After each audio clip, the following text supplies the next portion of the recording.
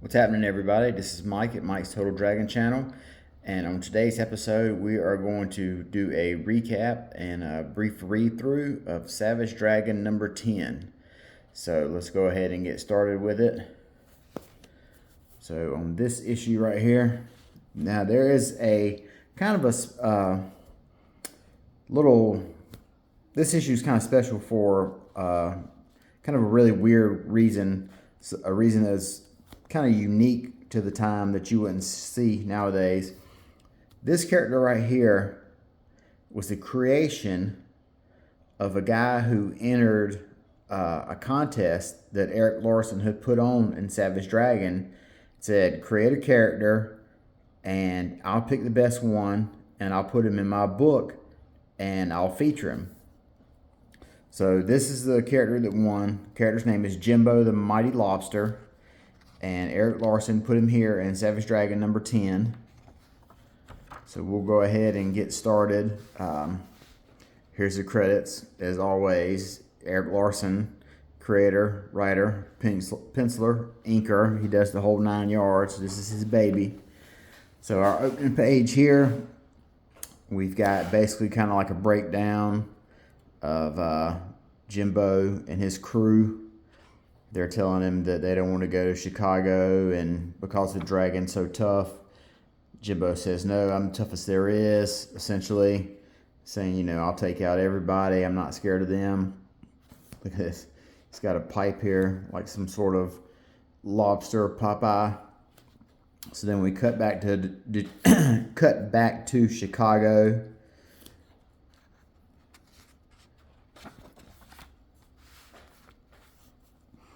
Cutthroat here is raising hell inside this business. As you see, got a lot of people who are hurt. Looks like blood spears all up here, and there's a guy who's been looks like fatally wounded here. Cuts all over the place. Cutthroat shaking this place down. Dragon enters the scene, tells Cutthroat, you know, I fought you off when I didn't have but one hand. What do you think I can do when I got two? So a brawl ensues.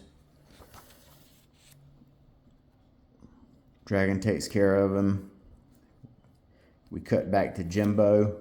Jimbo's in a plane headed to Chicago. Dragon meets with his nurse. She gives him the lowdown. She tells him, you know, took about 5 weeks for your hand to grow back. So you've got a very strong regenerative healing factor. Probably could have grown it back faster if you didn't have so many other injuries.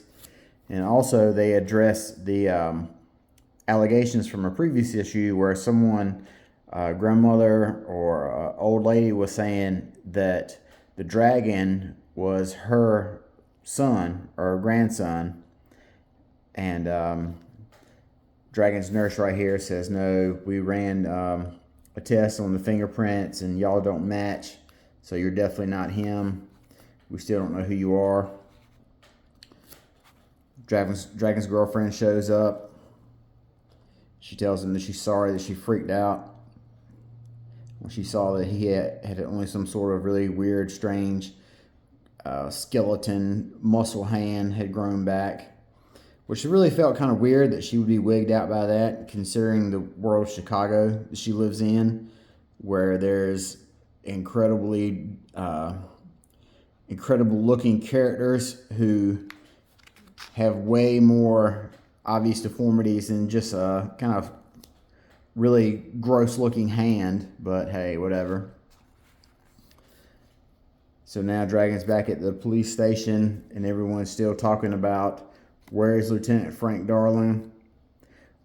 We haven't seen him. Dragon tells him, he goes, do you think I would be stupid enough to let him come along with me? Which is exactly where we saw him at with Dragon. So Dragon is basically no-selling the fact that he doesn't know where Frank Darling is. So there's a real big cover-up right there. Finally, we get to the scene. Jimbo encounter a dragon. Jimbo basically just talks about how tough he is. He's tougher than Savage Dragon. He's tougher than everybody. That's the long and short of it right here. No very fancy dialogue. Just two guys right here brawling, fighting, talking about how much tougher they are than the other guy. Really cool action scenes here. Looks like it's been a really much even contest between Dragon and Jimbo. Finally, Jimbo gets a huge punch right here, lays out Dragon. I beat him. I won. Dragon reveals that he's just been taking a dive. So they were too evenly matched. Too much destruction was going on. Besides, somebody else will find him. Then we cut here to now this guy here. He is basically kind of like the J. Jonah Jameson character. He's been ranting and raving against Savage Dragon, saying he causes more problems than he solves. So he's got everybody really riled up, kind of like how J. Jonah and Spider-Man is always crusading, or historically has always crusaded against Spider-Man. Now we see this entity right here saying that they were summoned by hatred. They feel a tremendous amount of hatred coming from them. So they're apparently some sort of mystical enemy that's summoned by anger. Meanwhile, we get back here to Overlord. And we've got our vigilante right here, Mace, that Overlord has been keeping an eye on. And it's looking like he wants to recruit Mace to his group. And then right here on the very last page, Lieutenant Frank Darling. It's a boy. Dragon says, congratulations. So that lets us know that Dragon knows that Frank Darling is out and about and alive. So that is still a question that has yet to be fully answered.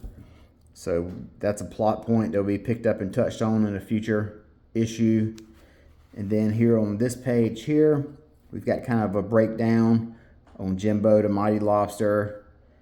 Eric Larsen kind of talking about the contest that went on.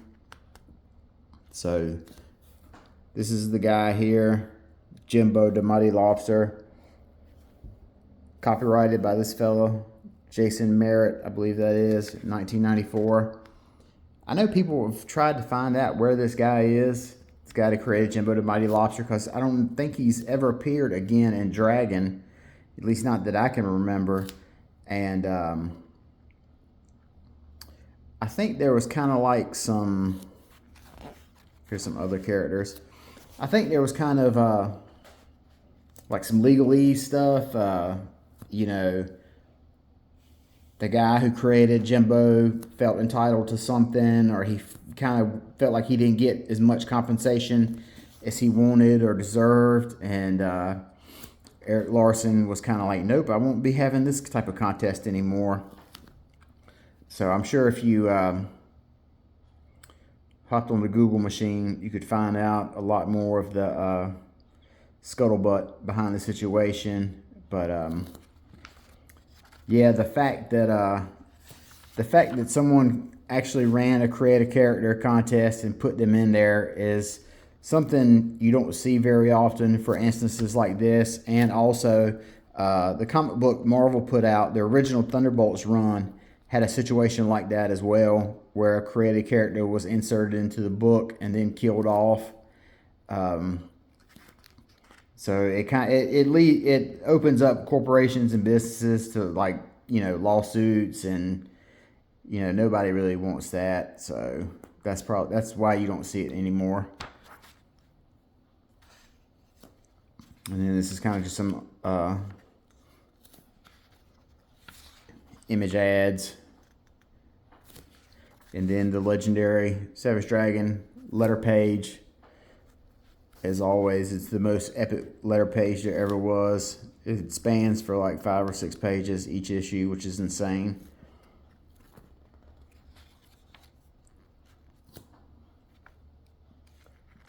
All before that introduction of email. This guy must have did a Halloween costume. So he was a big Dragons fan that year, I'm sure. Nobody knew who the hell he was. Olaf Beamer right here. He's a guy who was a prolific letter writer. And I actually ran into him at New York Comic Con the last time I was there. And that was really strange. The only reason I was able to realize it was him is because he had left a card on Chris Claremont's table. And I followed him to the next booth he was going to and chatted him up a little bit. So that was a really cool, kind of like a really quirky thing to be able to say you met somebody from the era of letter writing. But that's issue 10 of Savage Dragon. So kind of not a whole lot going on, just kind of some fallout from the Frank Darling passing away and the introduction of the character who won Eric Larsen's contest. So that's a wrap on issue number 10. You guys take care, and we'll see you next time. Bye-bye.